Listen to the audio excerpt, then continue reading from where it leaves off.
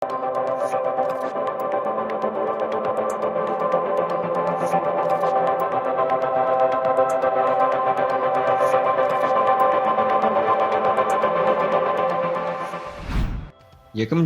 жылдың 3 қарашасында Солтүстік Қазақстан облысы педагогикалық қоғамдастығының Назарбаев зияткерлік мектептері дербес ұйымының басқарма төрайымы Күләш Ноғатайқызы Шамшидиновамен кезекті кездесуі өтті.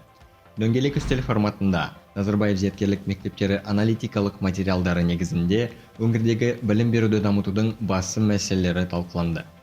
Кездесуге қатысушылар жұмысының қорытындысы білім беру теңсіздігін жою және облыста сапалы білімге тең қол жеткізуді қамтамасыз ету бойынша қызметінің одан әрі траекториясын белгілеу болды.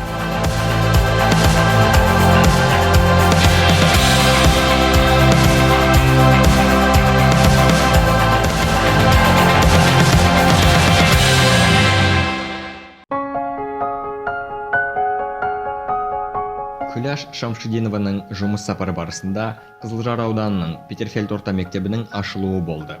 Ол ауыл мектебін жаңғырту бойынша мемлекеттік жекеменшік әріптестіктің алғашқы жобасы болып табылады.